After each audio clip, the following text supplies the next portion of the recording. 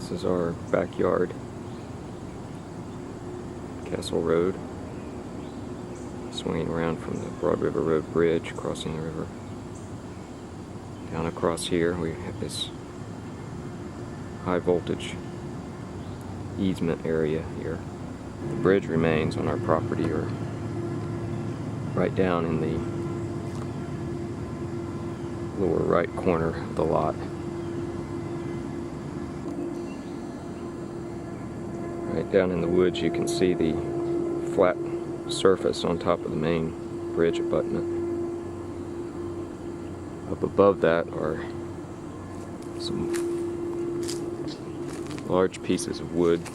Almost some of them look like railroad ties.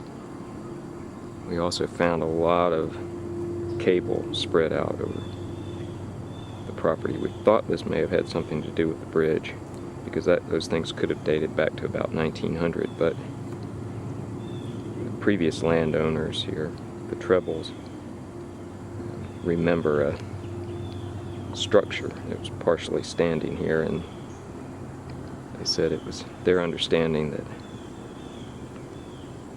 previous owner of the property was in the middle of building a house here, and he was trying to build steps all the way down to the river. I think he may have been building something around this bridge abutment. He may have discovered that. He was trying to build something around it.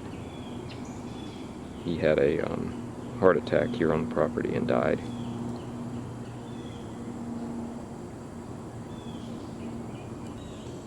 There were thousands of manufactured bricks scattered around on the property, which I think was part of his construction effort.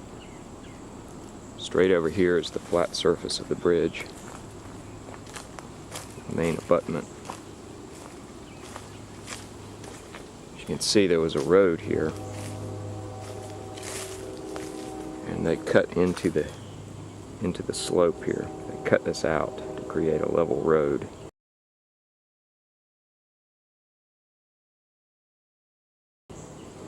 I dug down into the ground here, and about 6 inches down, you start finding all this broken up like gravel, which would have been used on the old road. That's the flat top of the bridge there.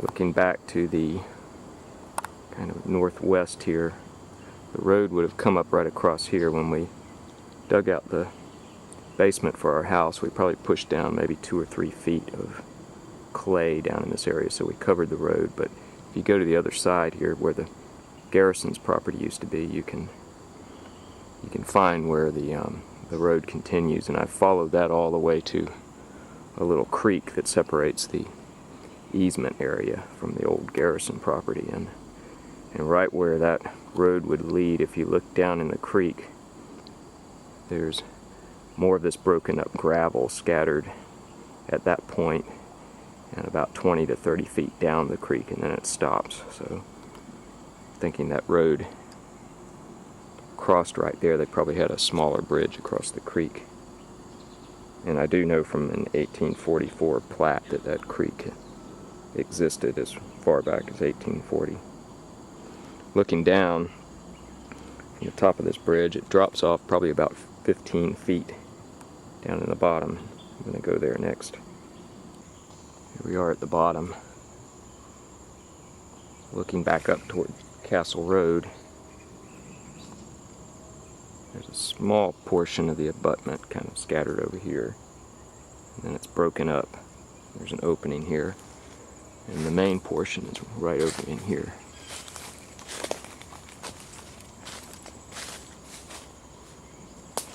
This is what the excavation team discovered. They described it as being hand-placed stones. The archaeologists felt like, when we first examined it, that this would have been done after the Civil War, when steam engine equipment was used to help move these, because these boulders are all came from a quarry. They've got chisel marks on them. But as I've learned from documents around 1800, that the county General Assembly authorized that during the construction of this bridge that all the landowners within a couple of miles of here had to make available all their slaves to help build the abutments. The archaeologist had said that before knowing that, he had told me that it would have taken all the slaves in the area to do this. And it looks like, in fact, they were authorized to do that. Now, some people might just think this is just a set of natural rocks. This one you see a hole in the bottom which goes all the way up, probably about a total of 3 to 3.5 feet long. It comes out at the top here.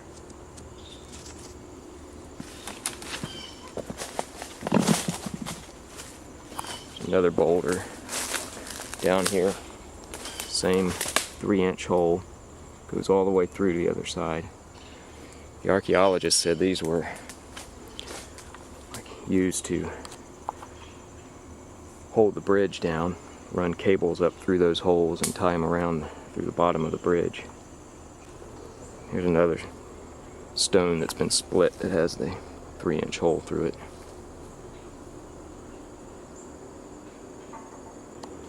As we move out away from the main abutment, you see some more boulders out here, and these are not river rock. These are from a quarry. They have chisel marks all over them.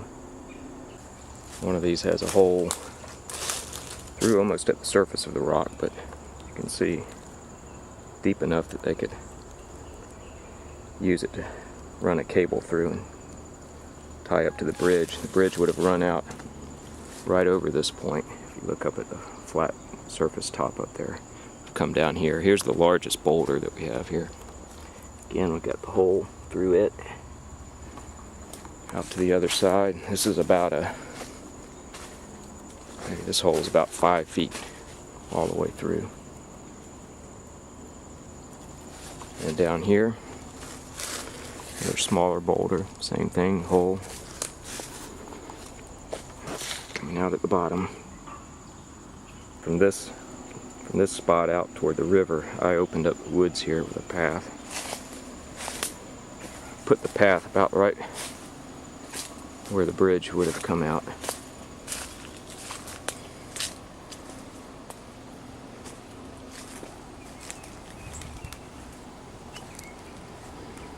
Here we come down to the river.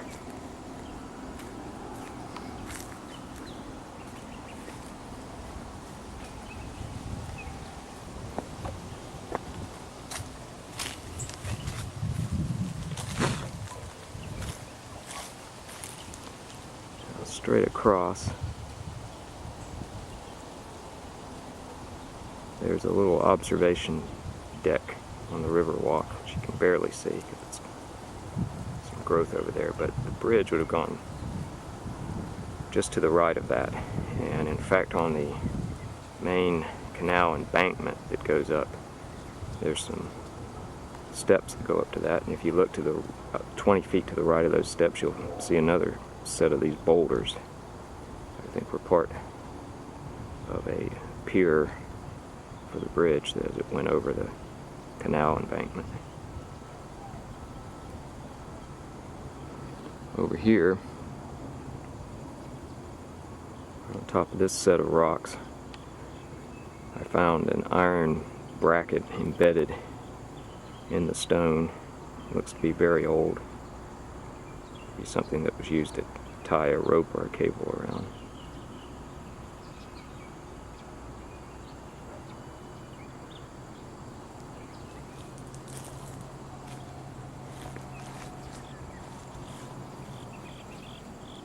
That's the Broad River Road Bridge there.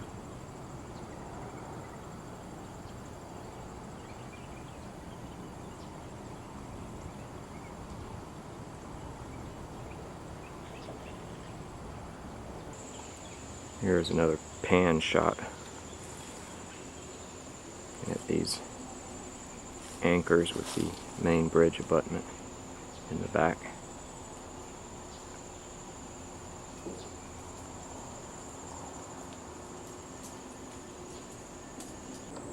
The base of our property, swinging back around up toward Castle Road.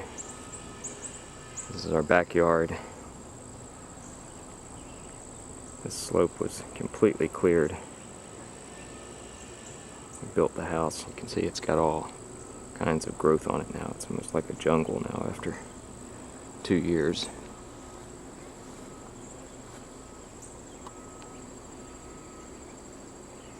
And the bridge again is right over in this area. The bridge abutment.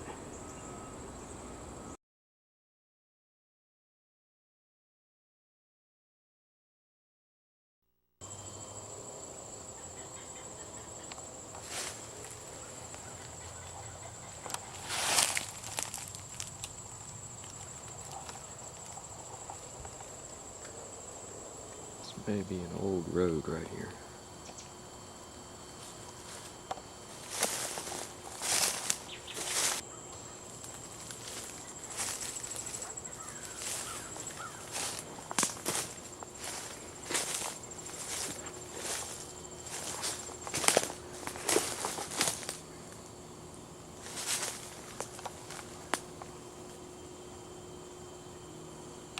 Road is lined with these really old, huge trees.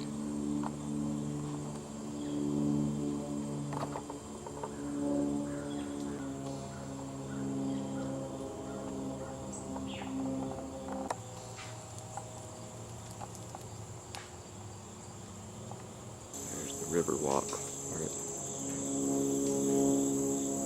these steps come up right across from our property.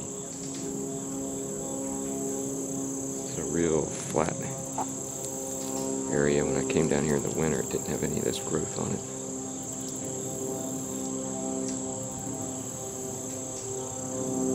Really can't see the ground because it's so thick. I was hoping to find some of the stones I'd seen out here before.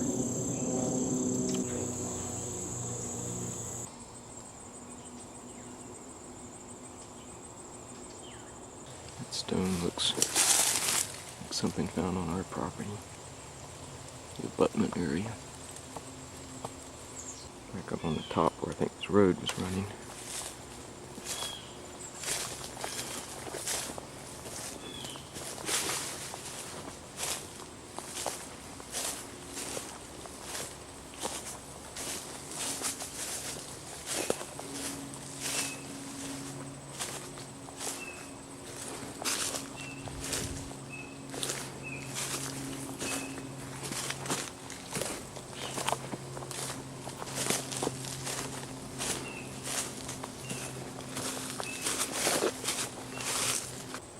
Right on this old road, by this huge old tree. It's almost like the road is lined with these old trees. Most of them are dead now, but this one is, part of it's still alive.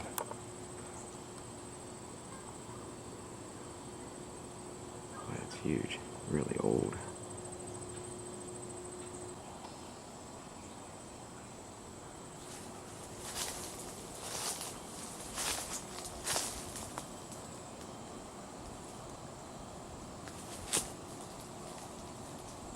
Again, it's about the place where I thought the road would come up to form this road here going over to River Drive. That's where the bridge from Coleman's house would have crossed. This is under the train trestle, which probably a lot of history here. This thing, I'm sure, has been rebuilt many times ever since the trains came into use around 1840. You can see old piers right here. Not much going on with the creek. This creek leads down. I was hoping I could follow it, but there's no way. It leads down to about where the bridge would cross from Coleman's house.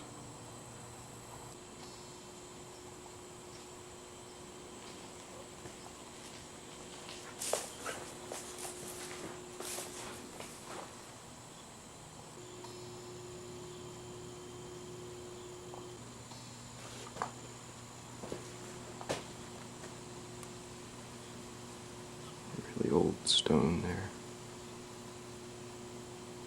See the holes in the bottom where it's been used dynamite to blast those out.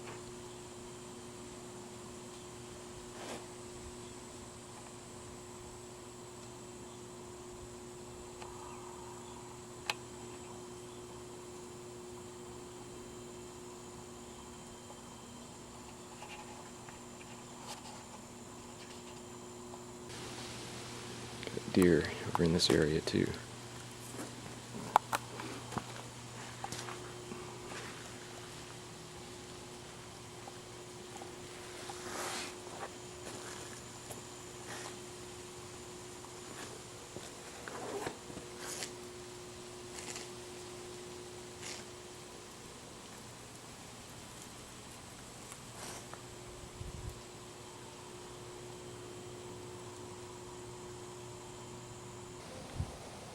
There's one more view on these woods where I thought the old road was going. See that wooded area there? So come out here, here's another set of some pretty old trees here. Since we're real close to River Drive right here, where it would have connected to River Drive. See, they got this area fenced off here. They had it fenced off. Looks like it's going around all these old trees. Maybe they were planning on saving those.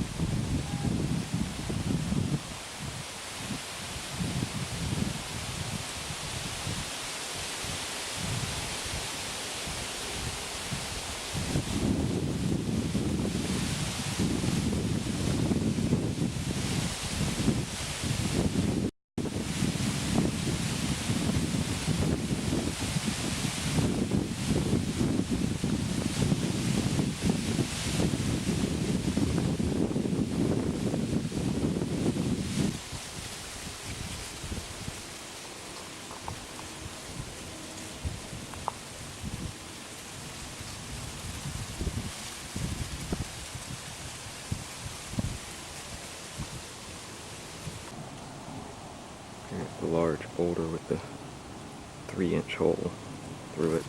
It's split.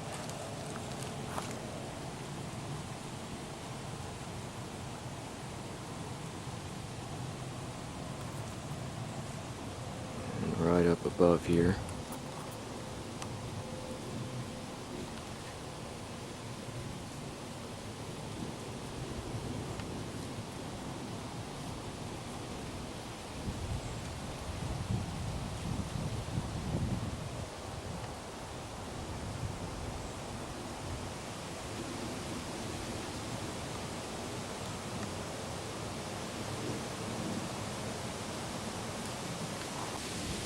so curious about this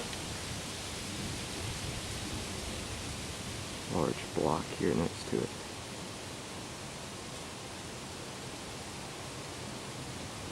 It's like a cut stone.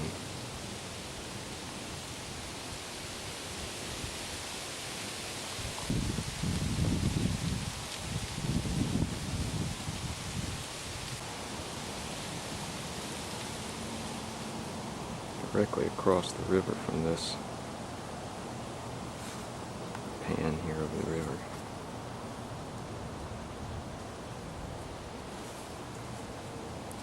Across the river, looks like that abutment would be pointing just to the right side of this old concrete base of a power line. So I'm going to head over that way.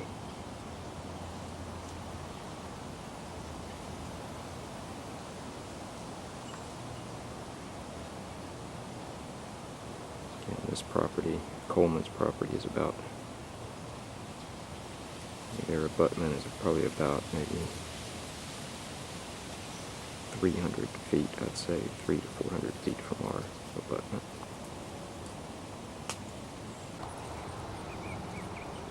Here I am on the other side of the river. That's just where I think it would be. Perpendicular to the river.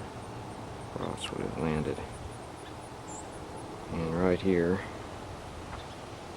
where I'm standing, there's about a 1.5 inch hole.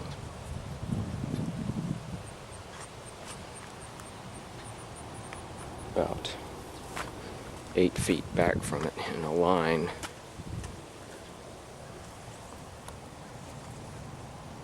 Doing that line right across the river. Here's another hole this one's about maybe 1 1/4 to 1.5 inch wide.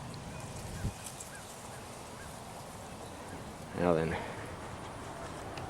just over here, about, estimate maybe 20 feet.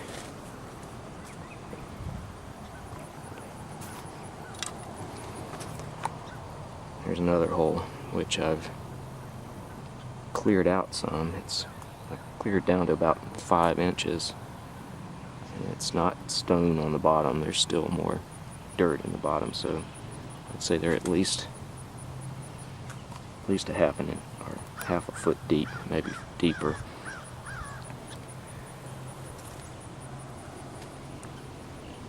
In this area, back in the late 1700s, before the canal was here, this area probably would have been underwater most of the time, so this would have been kind of considered the bottom of the river.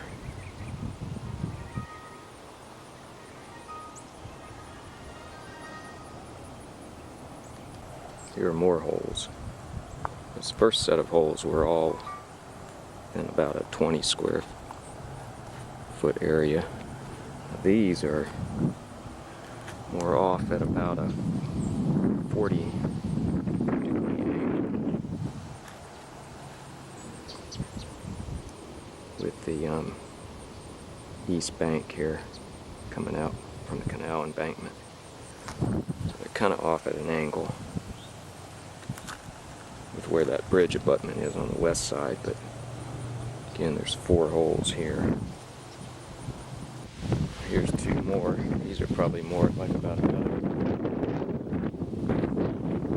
45 degree angle, but to the other side.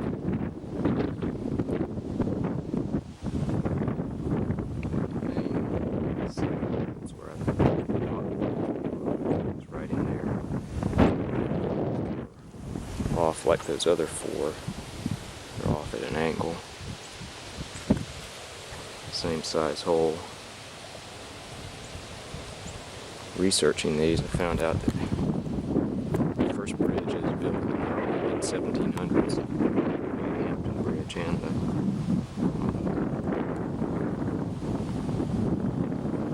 down on the Congaree River. That bridge and the John Compty Bridge, which was just above the convergence of the Saluda and Dorado. I read that those bridges had stone abutments but wood piers, and their piers were all attached to the river bottom by iron bolts, anchor bolts. And researching that, I found out that these anchor bolts were all between 1¼ inch thick to about 2 inches thick. So this would go along with that. Hampton and Compty bridges, they each had about 3 bridges that were destroyed in the 1790s by floods. 1796 until 1825. Those bridges at that time had all stone abutments and stone piers.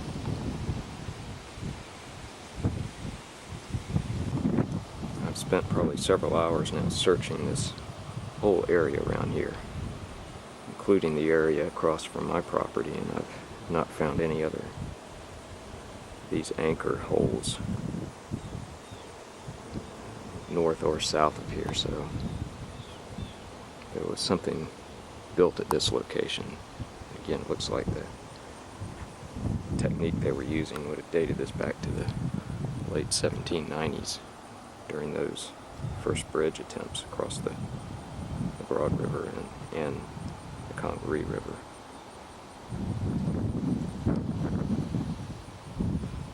Our property is just straight over there. The bridge from our property would have gone in just right over here. I searched that area completely, didn't find anything in the way of anchor holes. Now, on the canal embankment, I did find another set of stones, which could have been for like a pier up on the embankment. This is back at the site of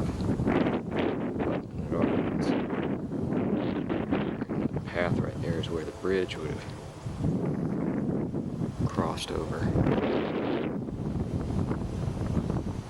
Gone right over some of those rocks right there. Now, just a little bit over here, this next set of rocks, I found this, which obviously look very man-made. When you thump on it, it almost sounds like it could be stone. But I brought my metal detector out here, and it's definitely iron. And the strongest signal from the metal detector came from right down here in the middle, not actually from these parts, but down toward the middle. So I think this thing is really embedded in the stone. Looks like it may have been something that a cable would have gone around, possibly a cable tied to the bridge that was crossing here.